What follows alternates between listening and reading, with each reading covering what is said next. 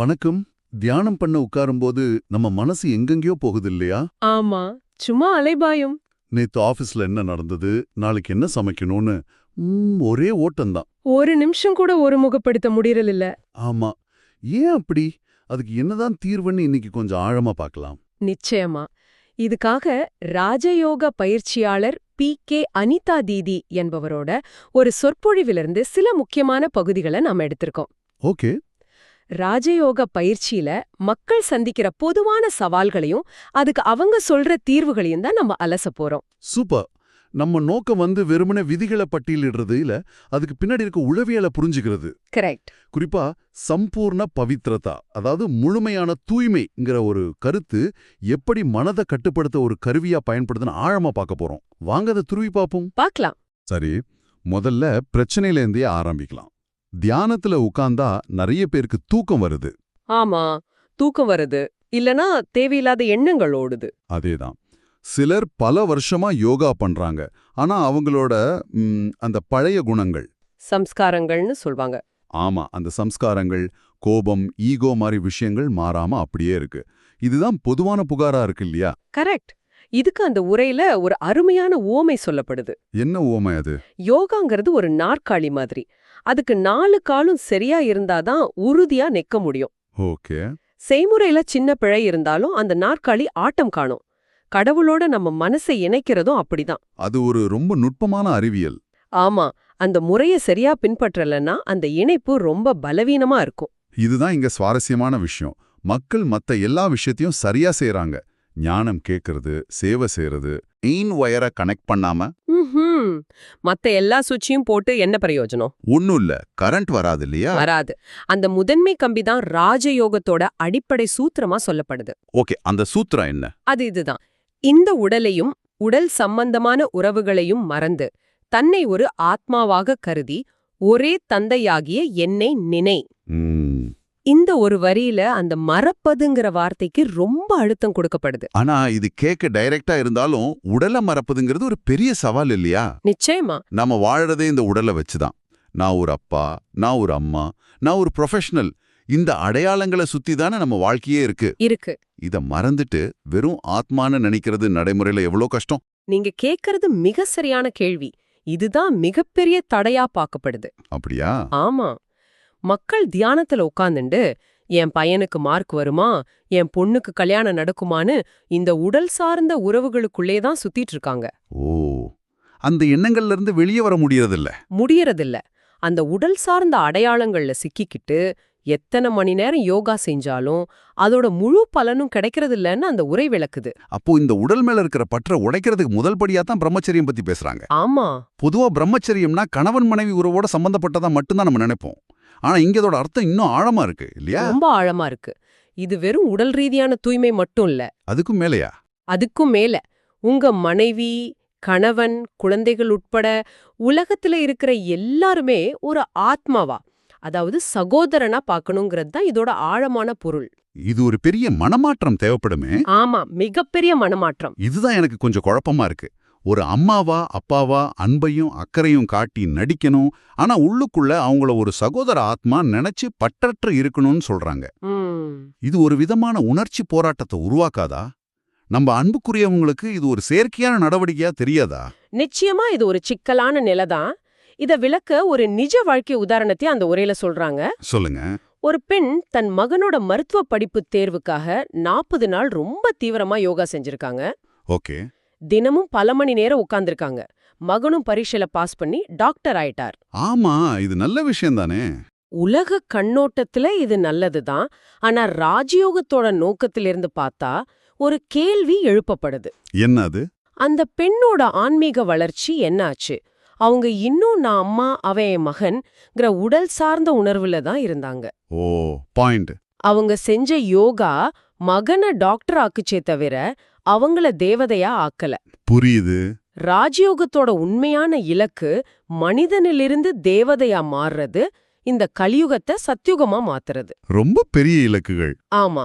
இந்த உயர்ந்த இலக்குகளுக்கு இந்த மாதிரி உலகியல் தேவைகளுக்காக யோகத்தை பயன்படுத்துறது ஒரு தடையா பார்க்கப்படுது. ஓ, ஓகே, இப்போ புரியுது. அந்த இலக்குக்கு இந்த முழுமையான தூய்மைங்கிற அடித்தளம் ரொம்ப வலுவா இருக்கணும்னு சொல்றாங்க.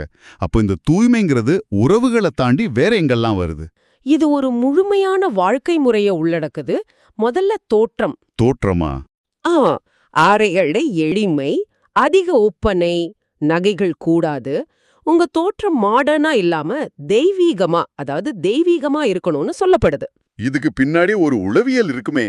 இருக்கு.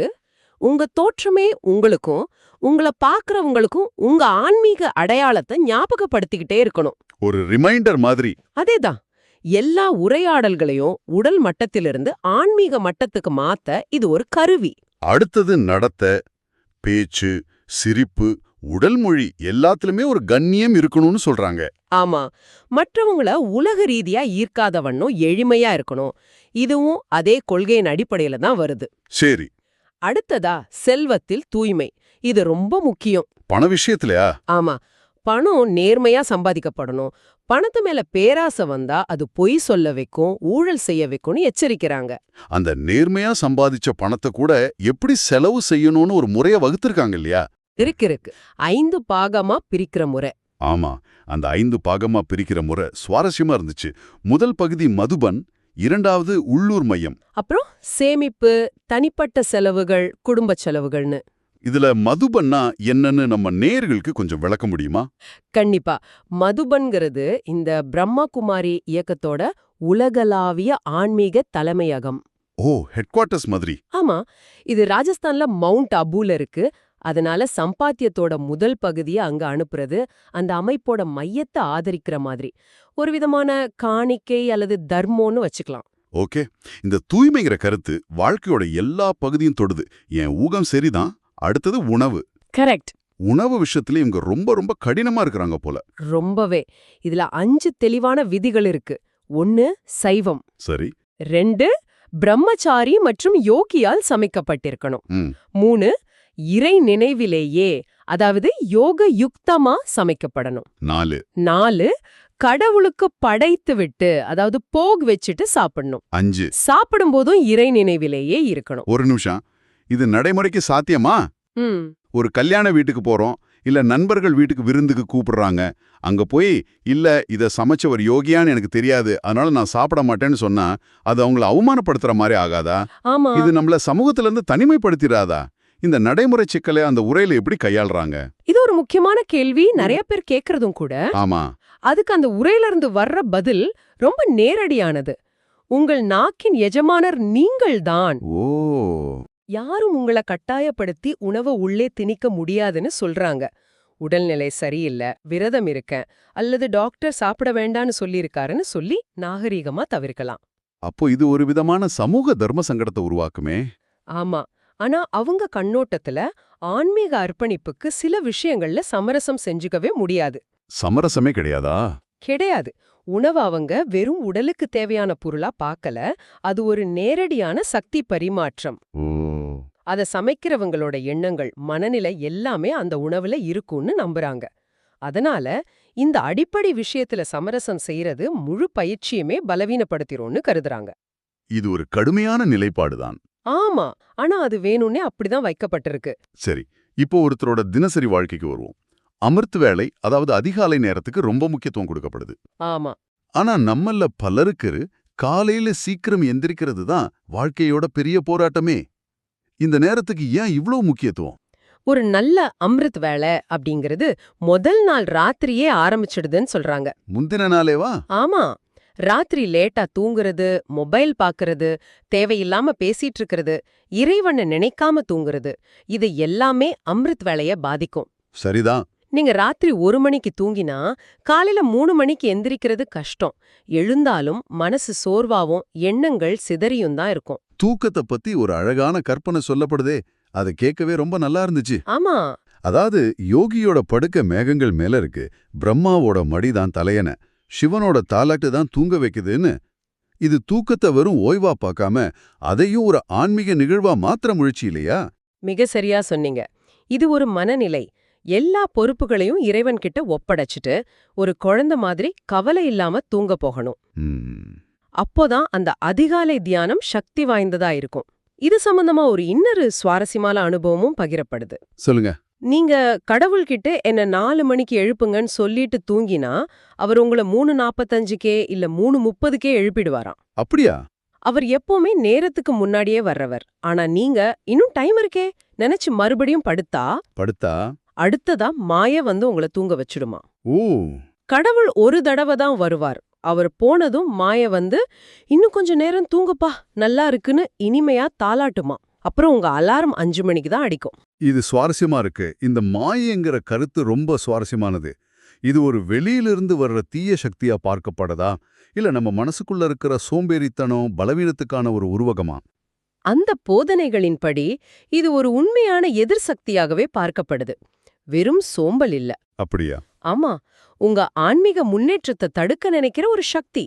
அதனாலதான் கண் விழிச்சதும் ஒரு நொடி கூட தாமதிக்காம படுக்கைய விட்டு எழுந்திடணும்னு வலியுறுத்துறாங்க. எழுந்ததும் முதல் வேலை. எழுந்ததும் முதல் எண்ணமே இறைவனோட உரையாடலா இருக்கணும். நன்றி இறைவா, நீங்க வந்துட்டீங்கன்னு பேச ஆரம்பிக்கணும். ஓகே. அப்போ நான் இதை எல்லாத்தையும் தொகுத்து பார்க்கும்போது எனக்கு என்ன புரியுதுன்னா, ராஜயோகம்ங்கிறது இந்த உரையில சொல்லப்படுற விதத்துல ஒரு 30 நிமிஷம் தியானம் செய்யறது மட்டும் கிடையாது. இல்லவே இல்ல. இது ஒரு 24/7 வாழ்க்கை முறை. ஒவ்வொரு எண்ணம், சொல், செயல் எல்லாத்துலயுமே அந்த தூய்மையை பின்பற்ற முயற்சி செய்யற ஒரு முழுமையான ஒழுக்க அமைப்பு. ஒரு உவமையோட அதை முடிக்கிறாங்க. மனச ஒருமுகப்படுத்துறது தாமரைத் தண்டிலிருந்து நூல் எடுக்கிறத விட நுட்பமானது. ஓ. ஒரு கத்தியோட முனையில நடக்கிறத விட அதிக கவனம் தேவையானது. அந்த அளவுக்கு ஒரு கூர்மையான கவனமும் முயற்சியும் இதுக்கு தேவைப்படுது. உங்களுக்காக ஒரு சிந்தனை. இந்த உரையில ஒரு இடத்துல இப்படி சொல்லப்படுது. நாம் இல்லறவாசிகள் அல்ல, நாம் யோகிகள், உலகில் அவதாரங்கள். நமது இல்லற வாழ்க்கை என்பது இறைவனின் ஒளியை காட்டுவதற்கான ஒரு சாக்குப்போக்கு மட்டுமே.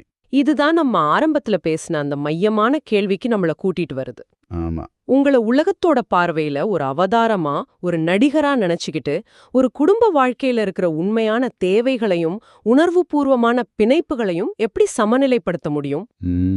இது ஒரு பெரிய கேள்வி. ஒரு பாத்திரத்துல நடிக்கிறதுக்கும் ஒரு வாழ்க்கைய உண்மையா வாழ்றதுக்கும் நடுவுல இருக்கிற கோடு எங்க வரையப்படுது? முக்கியமா இந்த பாதையில இல்லாத உங்க அன்புக்குரியவங்களுக்கு உங்களோட இந்த நடிப்பு எப்படிப்பட்ட தாக்கத்தை ஏற்படுத்தும்?